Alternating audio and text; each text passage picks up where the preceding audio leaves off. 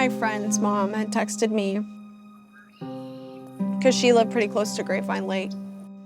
And she was like, look what happened. Developing story right now, a body found on the banks of Grapevine Lake. Nothing happens in Grapevine. Nothing, except for what he did. The victim was identified as Jacqueline Vandagriff. Hello everyone, my name is Jacqueline Vandagriff, but friends call me Jackie. Jackie Vandagriff was 24 years of age. I am currently a junior here at Texas Women's University, and my major is nutrition with an emphasis in wellness. And just beyond this area, where the shade is pretty much hitting, is where we had our crime scene. There are a lot of things that will shock you, and this is by far the worst thing I have seen. My manager texted me, Charles has just been arrested. I felt like the world was spinning, like everything was out of control. It's believed that last Tuesday, Jacqueline Vandagriff met up with Charles Bryant at a bar in Denton. Surveillance video, also cell phone pings, all put Vandagriff and Bryant together. I remember him just being kind of quiet. I immediately said, there's no way. They have the wrong guy. There's no way that he did this. Are you telling me there's no evidence that Charles Bryant killed Jackie Vandagriff? Not direct evidence.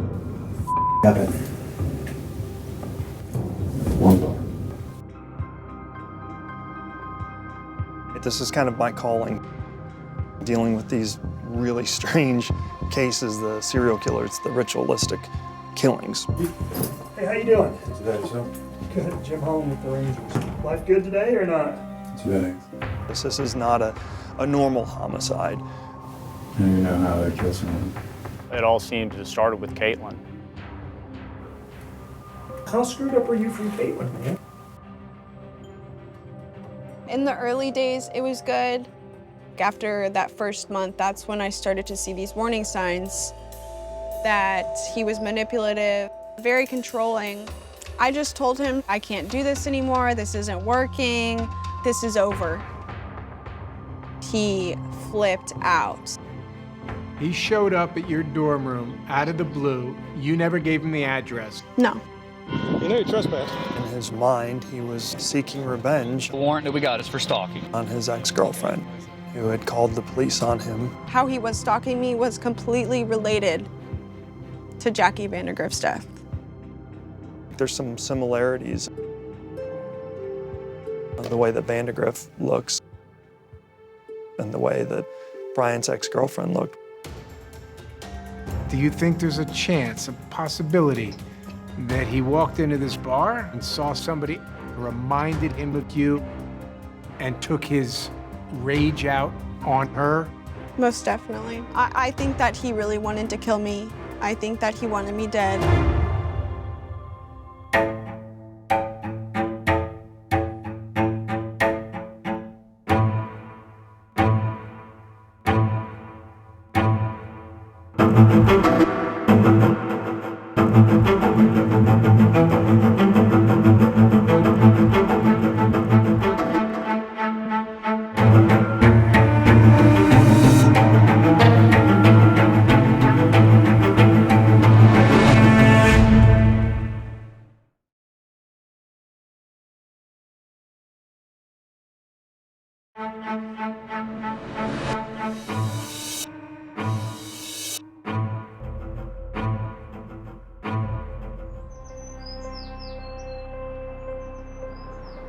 When I first arrived on the scene, I saw a lot of police cars, saw fire trucks. There was a lot of activity. It was September 14th, 2016, just before dawn, when John Luna, a captain with the Grapevine Police Department, responded to a call about a gruesome discovery here at Grapevine Lake. Just off of the worn footpath, you have an area that's pretty well overgrown with weeds, but you could clearly see a small area that was burned just beyond where I'm standing. There was a body that was obviously charred. It had been set on fire. The body, found inside a blue kiddie pool, was so badly damaged that police could not determine the most basic facts about the victim. We didn't know if that was an adult or a child, a male or a female. The next day, using fingerprints, police were able to identify the victim. It was Jackie Vandagriff, a 24-year-old nutrition major at Texas Women's University in nearby Denton. I chose this major because I realized the importance of nutrition and just overall health. We're both named Jacqueline, named after Jacqueline Kennedy. One of Jackie Vandagriff's closest friends, Jackie Tan. They met in high school. Ever since then, we were Jackie squared, and I loved it. She made me feel like I could be myself and just be goofy and funny. Jackie Tan remembers her friend as a good student who was focused and trusting. That girl, smartest girl I've known.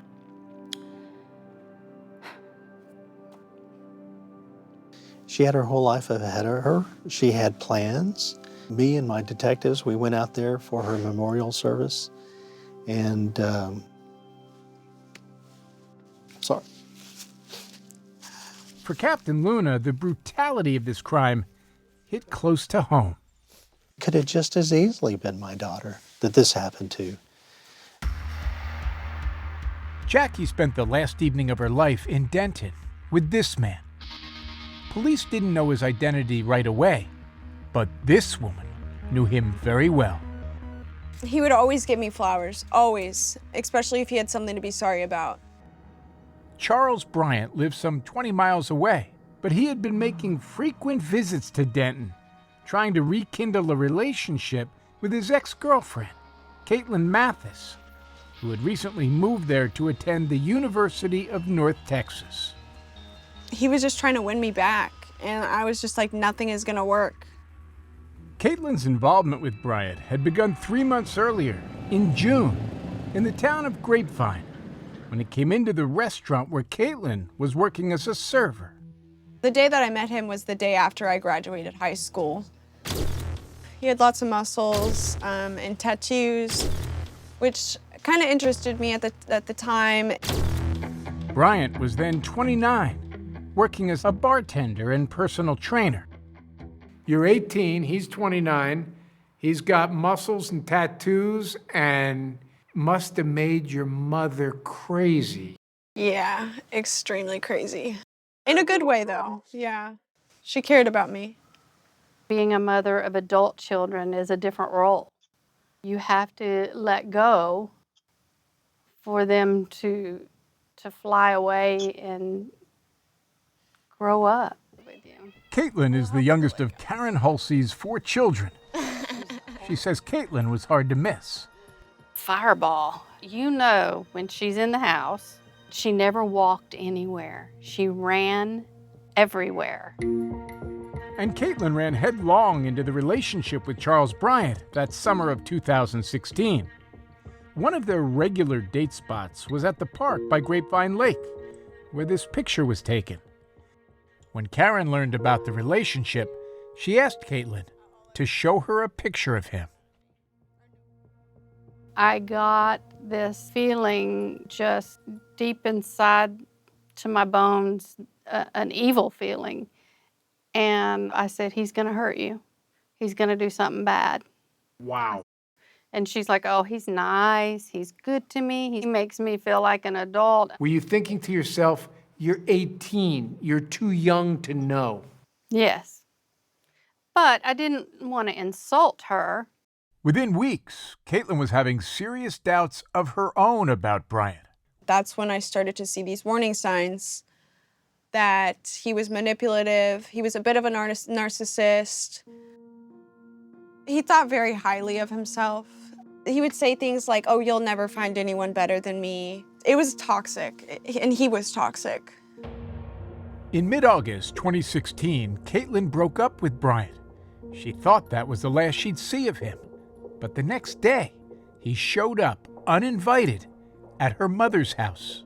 And somehow he convinced me to get back with him. He was trying to say, oh, I can work on this and I can be better, and making all these promises. But Caitlin realized she wasn't interested in promises. That was one of the things that my mom taught me. People do not change. You can't change someone. At that point, I was just waiting for the perfect time to end things.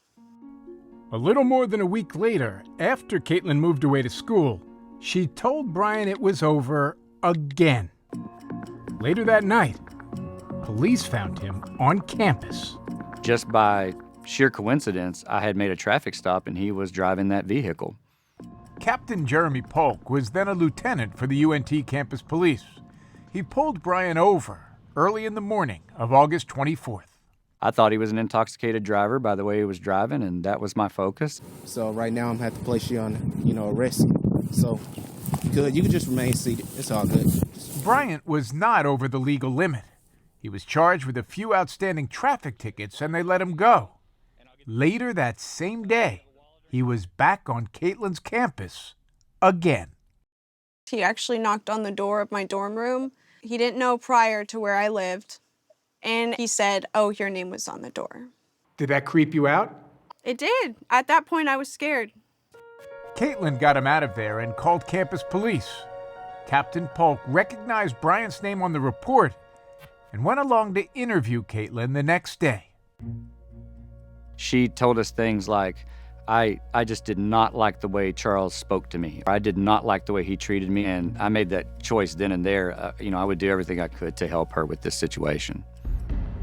Polk issued a no trespass order, banning Charles Bryant from the UNT campus. But once again, Bryant would not take no for an answer. The biggest fear I have as a police officer sometimes is emotion, because emotion drives people to do things you would never imagine.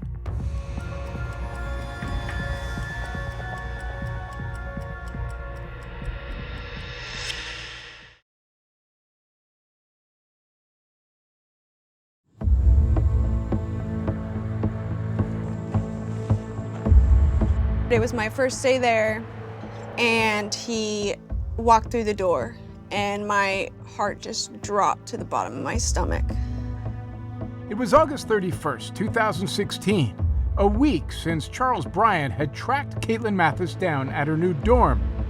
Now he was invading her space again, coming into her new restaurant on her first day of work. I was like, "I just want you to leave." What did he say to that? He didn't really say anything. He looked upset. My new coworkers, they were like, "Yeah, he was here yesterday looking for you." Caitlin asked her manager to keep Bryant out, but her manager said there was nothing he could do. "I can't work here. I don't feel safe enough to work here."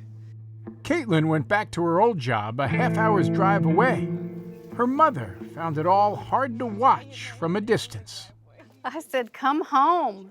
It was my motherly instinct to protect her, and in order to protect her, I had to have her with me. But Caitlin thought she'd be safe in her dorm.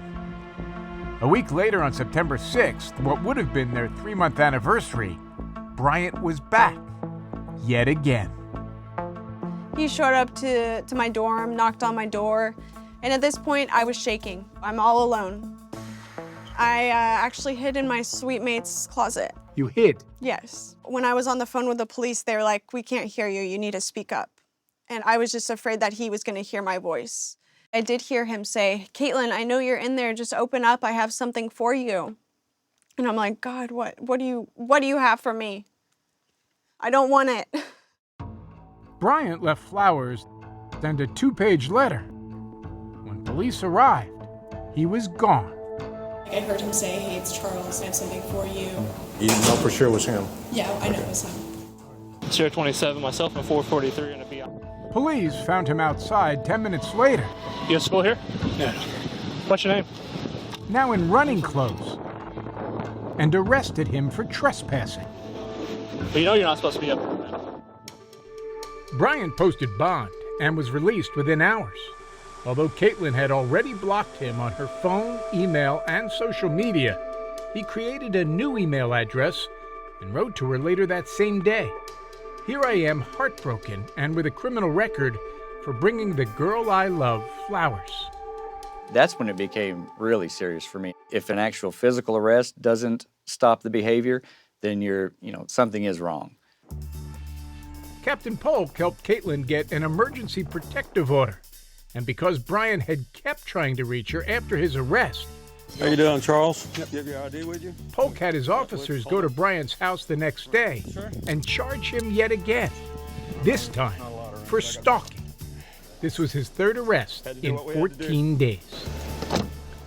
I told him if he continued to communicate with Caitlin, I would use every email, I would use every text message, I would use every phone call as a reason to have him rearrested.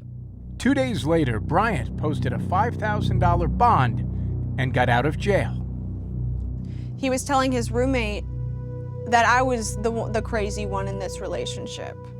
So all of his friends were kind of coming at me, and they were like, "Why you need to like drop these charges against him?"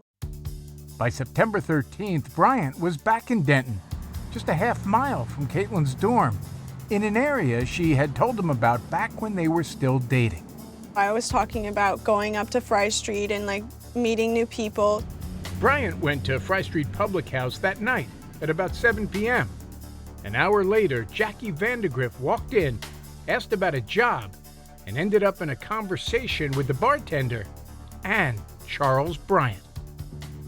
About 45 minutes later, Jackie posted a message on her Twitter. "I'm glad I decided to get off Tinder and walk to a bar." Jackie's friend, Jackie Tan. Jackie was a very social person. Whenever she went out, she would make friends with everybody. And it wasn't even flirty. It wasn't anything, you know? She was talking to the bartender, talking to other people. At about 9 o'clock, Jackie left with Bryant and the bartender. She and Bryant went to another bar nearby and started talking to a group of women. By 9:45, it was raining and everyone was headed out. Jackie left with Charles Bryant.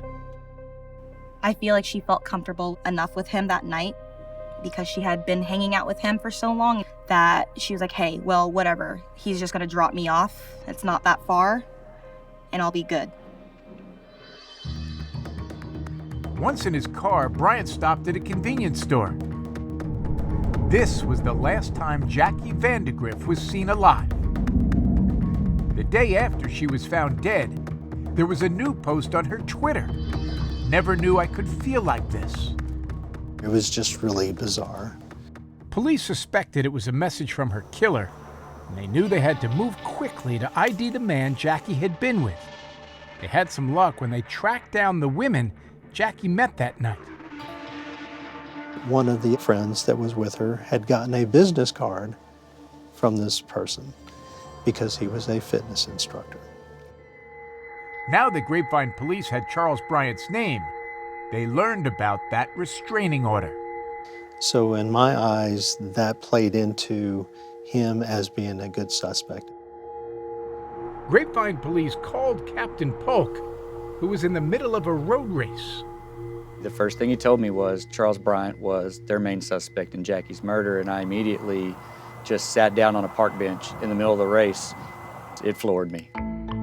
Bryant was emerging as a strong suspect, but Grapevine police did not have physical evidence connecting him to Jackie's death. So for now, Bryant was free, and Polk was worried about what he might do next. I called Caitlin and I just asked, "Where are you?" I was like, "Does this have to do with the murder that happened in Grapevine?" And he's like, I can't specify that to you, Caitlin, but are you safe right now?" And what did you say? I said, "I think so." She might have been wrong. In the days after Jackie's murder, Charles Bryant sent Caitlin several emails, including this picture, writing on it, "First kiss under this tree once upon a time." That photo was taken at Grapevine Lake. He might have taken that picture that same day that Jackie was killed.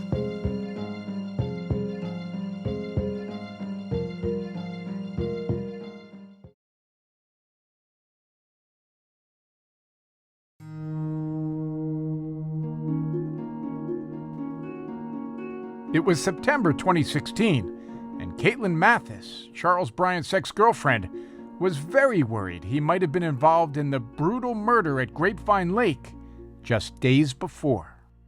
I was waiting for more news to come out, because at that point, they hadn't even arrested him yet. Were you worried he was going to come after you? I was. I thought that's exactly what he was going to do. The emails and picture Bryant had recently sent Caitlin were proof that he was still thinking about her in the days after Jackie was killed. But they were also proof of something else. It was prohibited for Charles to communicate with her in any manner, and that if he did, he would have been violating that order. Captain Polk thought they could use those violations to help the Grapevine police, who didn't have enough to make an arrest yet. So I told the detective, we can get a warrant signed on some evidence we just got and at least, get him off the street. You go by Charles, you go by Dean? Charles. Okay. Charles Bryant was arrested on September 18th for violating Caitlin's restraining order. Grapevine detectives were hoping they'd soon find more evidence connecting him to Jackie's death. He's brought to the Grapevine Police Department for an interview, and right away he's beginning to distance himself from having almost any interaction with Jackie. You recognize who she is? We saw her at a bar. And at the same time, we began serving a search warrant for his residence. What can you tell me about her? That's about it, I guess. It had been 4 days since Jackie's body was found. Plenty of time to dispose of any possible evidence. But Captain Luna at Grapevine PD says they found a lot at Bryant's home, including a large military-style knife. And you know what? Her purse was found in there too. Bryant had no way to answer for any of it, including 2 more items police found while he was in custody. Video of him buying a shovel the night Jackie disappeared, and a kiddie pool missing from his backyard that matched the one Jackie's body was found in. We have video of you with this girl. Show me. You're at the bar. You're walking around Walmart at 4 o'clock in the morning buying a shovel. She's found dead in a pool that came from your backyard. He even got to the point at the end of his interview with our detective where he said, well, I must have done it. I don't remember doing anything. Everything points to me. It's like I had to have done it. An open and shut case? Not even close. Although there was overwhelming evidence that Bryant had disposed of Jackie's body, there was no evidence yet that confirmed how Jackie had died, or that Bryant had killed her. And that's when they reached out to me and asked if I could come in and spend some time with him and interview him and see what I could get. Because you have an expertise in dealing with this kind of personality. Right, this is kind of my calling. Jim Holland is the senior member of an elite team of Texas Rangers, a select division of the Texas State Police. He specializes in interviewing some of the country's most prolific killers and analyzing their thoughts. Hey, how you doing? And Charles Bryant seemed to fit the bill. Jackie's body had been dismembered before being set on fire. How do you begin to understand a mind that would do that? A lot of these people actually want to tell you. They want to tell someone. At first, Bryant kept to his claim that he didn't remember a thing. Yeah, it's crazy because I really don't remember meeting this girl. The idea that he doesn't remember doing it, no, it's absolute nonsense. So you knew Charles Bryant remembered exactly what had happened. Oh, yes, absolutely. And your job was just to pull that out of him. Right. You know, you're not a violent dude. You haven't really been in trouble. Holland says his strategy was to try to make friends with Bryant and get him talking. You know, you obviously work out. I mean, you're a stud, right? You don't want him to look at you as a law enforcement officer. You want him to think of you as a friend, a compadre, a drinking buddy. You know, you kind of go back to what 2 boys would talk about in a high school locker room, you know, about the girl they kissed on Friday night. You don't have any issues with girls. No, not by any means. They're just blowing my mind. And Holland suggested possible scenarios to see if Bryant would take it from there. Okay, so something happens. Bam, there's a snap. And we need to figure out what that is. And maybe, you know, she got mad. Maybe she's giving you all the signals and then cut you off. I mean, there could be all kinds of different things going on here, right? I mean, chicks, right? You know chicks? You know, as we're going through the interview, I'm watching him. I'm, I guess in a way, a human lie detector. I'm reading him and I'm throwing things at him in which I know the answer. And I'm looking for his responses, whether they're false or true. Under the pretense of helping Bryant remember what happened, Holland suggested they do a memory exercise. What we're going to do is these mind exercises, which means we're going to move back in time. Bryant, who first claimed he didn't know who Jackie was, then seemed to remember her. He said he could see her coming into the bar. I think she was looking for a job. That's what it was. And offering her a ride. It makes sense as anything. I probably would offer to ride home. There's tons of things in this that I can tell you, right? Over a pizza, as Holland tried to steer Bryant to confess, he probed about a possible motive. But what does everyone want to know? And yeah, why? And who's the only one who can tell us that? Me. You know? Holland eventually cut to the chase and asked if what happened with Jackie was really all about Caitlin. Was there a time that you pictured her as this girlfriend that did you wrong, or did anything like that come into play? Mm-hmm. The level of nonsense that came out of his mouth at different points about that was just astonishing. Do you think Charles Bryant looks around the bar and sees Jacqueline Vandagriff? Ah, she looks like Caitlin. It wouldn't surprise me if he actually mistook her at first. You know, that saw her from behind and thought, man, you know, my ex is here. I think in his mind that whole night, I think that's what he pictured. After the murder, right after the murder, he took Jackie's phone and used it to add me on Facebook.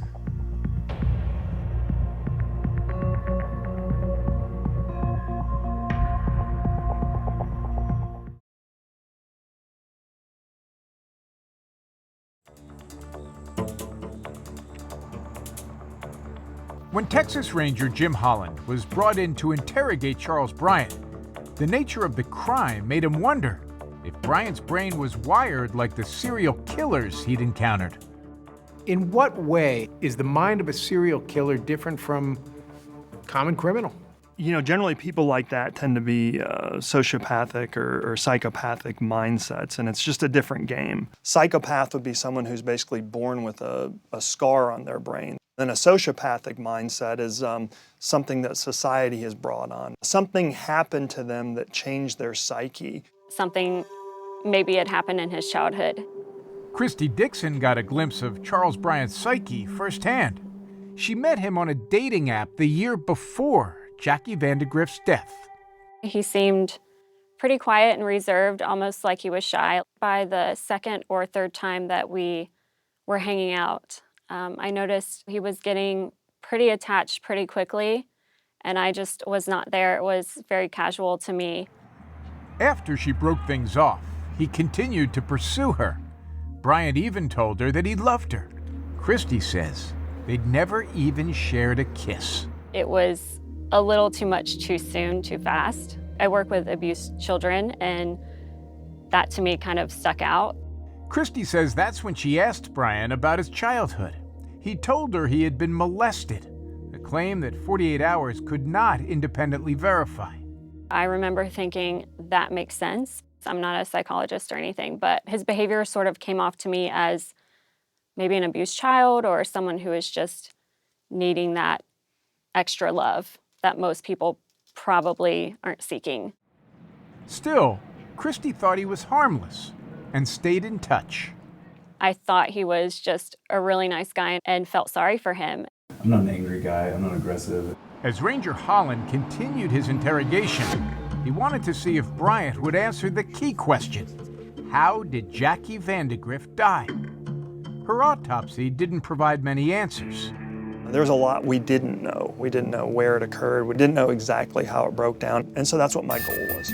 Holland wondered if the crime had a sexual element, but initially, Bryant denied anything sexual took place.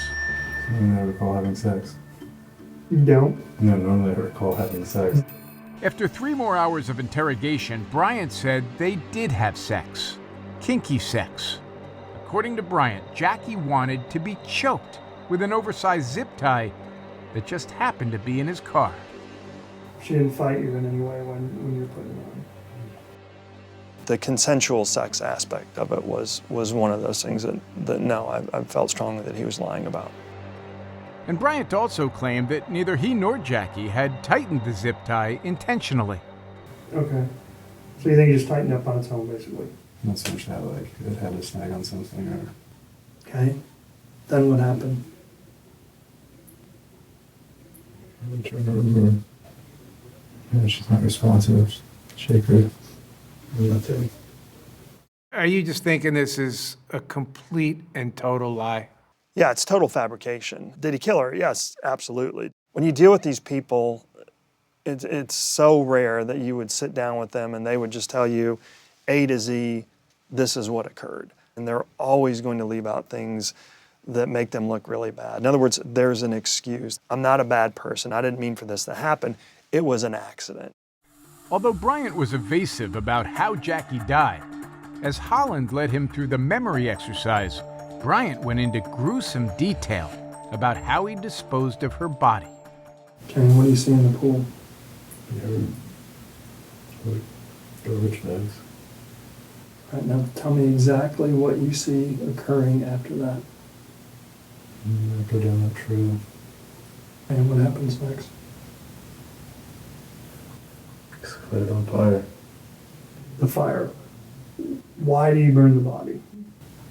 Disputed evidence.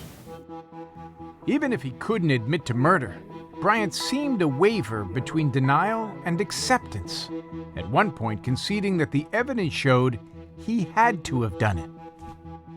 I can't fight it. It's obviously me. After an intense 6-hour interrogation and with mounting evidence, Charles Bryant was finally charged with Jackie Vandagriff's murder. Christy Dixon could not believe the news. That night, I actually was scared to go to sleep. I had nightmares. He had never threatened me before, but just the fact that someone that I felt that I knew had murdered someone potentially, I was terrified. For Caitlin Mathis, her worst fears were confirmed. And when she tried to learn more about the woman Bryant killed, she made a shocking discovery on Facebook. I looked up Jackie Vandagriff and I realized, oh my God, I'm already friends with her. Caitlin says that digital friendship began after Jackie's death. You got a friend request from Jackie Vandagriff. Yes. Caitlin believes that Facebook friend request could only have come from one person, Charles Bryant. That really sounds diabolical. It was. Bryant pleaded not guilty to Jackie's murder. His defense was the same story he told Ranger Holland. These two young people met. They consumed a lot of alcohol. Our position is they had sex, kinky sex, albeit, and she died. Bryant's court-appointed defense attorney, Glynis McGinty, says Jackie Vandagriff's death was a tragic accident. Are you telling me there's no evidence that Charles Bryant killed Jackie Vandagriff? Not direct evidence. Prosecutors Lucas Allen and Anna Hernandez believed the evidence they did have would be enough, but they also knew that most jurors want a motive, and they weren't sure they'd be able to tell this jury why they thought Jackie was targeted. You have to wonder what is driving this person to do something like that. In your minds, there is no doubt that the murder of Jackie Vandagriff is connected to the stalking of Caitlin Mathis. Yes, I think we believe that, definitely. She might have just been victim number one, with Caitlin being victim number two. To help prove this, the prosecution was hoping the judge would allow Caitlin to testify against her ex-boyfriend turned stalker in open court. I felt sick. What do you think was the most telling part of Charles Bryant's interview? Take a look at the evidence in the case against Bryant on Facebook at 48 Hours.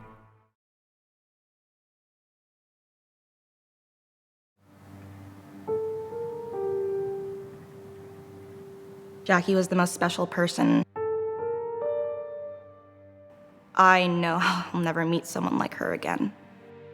In April 2018, a year and a half after Jackie Vandagriff's untimely death, Charles Bryant was standing trial for her murder.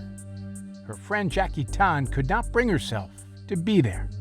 I wanted to go, but I'm going to be honest.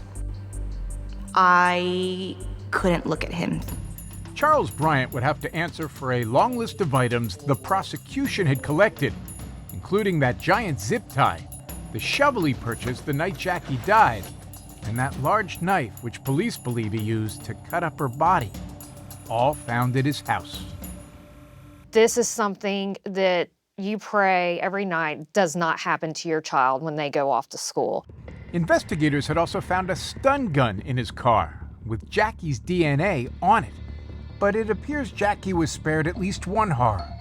Prosecutors Anna Hernandez and Lucas Allen say the medical examiner was able to run tests on Jackie's remains and found no evidence of sexual assault. There was zero evidence to support that they had any type of sexual encounter. Prosecutors say this undermines Bryant's story that this was kinky sex gone wrong. His attorney, Glynis McGinty. How could they have had sex if there's no evidence? No evidence to the degree of no sperm found in her. That doesn't mean they didn't have some type of consensual sexual encounter. She likes it when we're making out. Prosecutors chose not to play that interrogation tape for the jury, which meant Bryant would have to take the stand if he wanted jurors to hear his version of events. He elected not to. Shouldn't he be explaining to the jury why he's not at fault for her death? And then that flies in the face of our constitutional rights. But the defense knows it has an uphill battle to convince a jury that Bryant is not guilty of murder while admitting he disposed of Jackie's body. If he says it was just an accident, why didn't he call for help? Sure, fair question. Intoxicated, panicked, and his mind would not process all of that to make a rational decision that you or I would have made, call the police. But Bryant went further than simply discarding Jackie's body. Much, much further. And prosecutors wanted the jury to hear their theory. A huge piece of that story was the stalking. But before the jury could hear from Caitlin, the judge would have to rule on whether or not to allow this evidence. How is he as a boyfriend? Local TV cameras were there when, without the jury present, Caitlin took the stand and faced her ex. I was disgusted just to see his face. Did he look at you? Did you meet eyes? At one point we had to, when they made me describe to the court what he was wearing. And he just had this smirk on his face. There's nothing really that can prepare you for that, is there? No. The second I walked out those doors, I started bawling. In the end, the judge ruled against Caitlin being able to tell her story to the jury. It was definitely a real blow to us. That was the right decision. Why? He had not been convicted of anything with Caitlin. As the jury went out to deliberate, the defense was hopeful. I don't believe that they could prove that he murdered her. I don't think that they proved that. But would the jury agree? They were out for a little over 2 hours, and even without hearing Caitlin's story, We, the jury, find the defendant, Charles Dean Bryant, Jr., guilty of the offense of murder. Charles Bryant was found guilty of Jackie Vandagriff's murder and dismemberment. To your way of thinking, was justice done? Yes. I knew she was up there and said, "Thank you." Because prosecutors had no evidence Bryant committed another crime at the same time as Jackie's murder, like rape or kidnapping, he was not eligible for the death penalty. He was sentenced to life. As terrible as it is to say, but I wanted the death penalty. Under Texas law, Bryant could be eligible for parole after 30 years. Caitlin says she feels like she's still looking over her shoulder and always will be. I fear that when he gets out, he'll come and find me and do something to either me or someone that I love. That's my biggest fear. Ever since this happened, Caitlin and her mother have been thinking about Jackie and her family. This whole time I wanted to reach out, but I didn't know how they felt. Nearly 2 years after Jackie died, they finally met. Her grandmother, bless her heart, she immediately came up to us and to Caitlin and hugged her and said, "I've been so worried about you these past 2 years." Wow. Karen, why is this the part that gets you? He took away their little girl. And the pain I saw in their eyes. I could feel their pain. And yet the grandmother was telling Caitlin she was worried about Caitlin. Yes, You sound like very special people. they are. Caitlin says she struggled with the fact that she survived and Jackie did not. This so easily could have been you. And some days I wish it was. It's just the guilt that eats me up sometimes. I would have easily taken her place if I had the chance.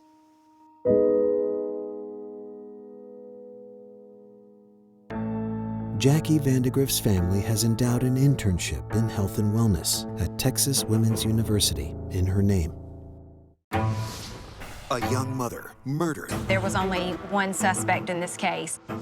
Who else would want this sweet young lady murdered? Decades later, the prime suspect arrested, but a witness changes everything. I kept the secret for 30 years. 48 Hours, Saturday at 10/9 Central on CBS.